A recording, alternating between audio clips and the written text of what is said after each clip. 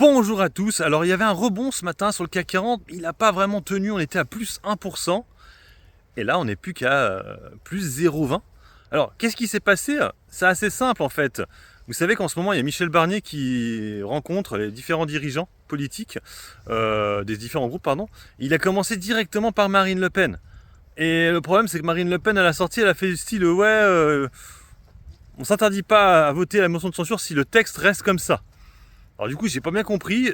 En fait, le texte c'est un peu compliqué parce que, rappelez-vous, elle est fière à rajouter des choses, mais il me semble que ça a été retoqué. Donc je crois qu'on est reparti sur le texte initial, mais malgré ça, le texte a l'air de pas plaire au RN. Je suis un peu étonné. Et du coup, je sais pas trop où est-ce qu'on va, sachant que s'ils votent la motion de censure, il faudra tout recommencer. C'est-à-dire qu'on va perdre le Premier ministre, on va perdre Retailleau, on va perdre tout ça. Et du coup, il faudra renommer, c'est Macron qui devra faire ça. On ne devra pas voter, parce qu'il n'y a pas de vote. Nous, on n'a pas à voter actuellement. Il y aura un vote seulement l'année prochaine, en juin, si de nouveau, ils se font éjecter. Mais sinon, là, on n'a pas à voter, c'est à Macron. Mais après, vous inquiétez pas que si Barnier est éjecté, la gauche va revenir en demandant Castet là, et en demandant sinon la démission d'Emmanuel Macron. Donc ça va être tendu chez nous en France. Donc pour l'instant il n'est pas encore éjecté, mais bon, elle ne s'est pas interdit de les révoquer, Marine Le Pen. Et pourquoi elle a autant de pouvoir? Parce qu'en fait déjà le NFP n'en veut pas de Barnier, donc NFP plus RN, c'est mort. Concernant le CAC 40, donc du coup aujourd'hui on a Kering qui monte pas mal, aujourd'hui on prend 3%. LVMH aussi c'était pas mal aujourd'hui, mais c'est un petit peu redescendu quand même, on était à quasiment plus 2, plus 3, on était quasiment revenu à 600 €.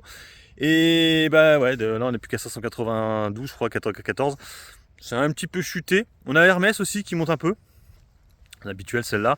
Dans les gadins, on a Renault qui chute, elle perd 2% quand même. Renault, on est repassé sous les 40 €. Dans les autres gadins, on a aussi Amundi, mais qui n'est pas au CAC 40, qui perd 4%. C'est quand même beaucoup sur Amundi, je sais pas à quoi c'est dû.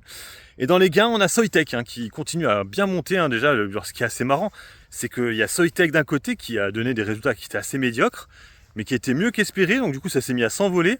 Et puis tu as Elior qui a donné des bons résultats, mais qui s'est littéralement effondrée. Elle continue encore à chuter. On est encore sur du moins 2%. On est passé de 4 € à 2,50 € à peu près maintenant. Donc c'est comme de la folie. Et malheureusement, moi j'ai pris après résultat.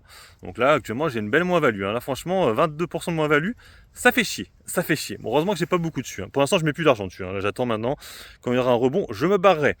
Voilà, donc maintenant on va attendre. Attention aussi, les US, donc, ils sont ouverts aujourd'hui. Par contre, jeudi, ce sera fermé, c'est Thanksgiving. Par contre, le Black Friday, vendredi, ce sera bien ouvert. Donc attention, jeudi, il n'y aura pas de marché américain.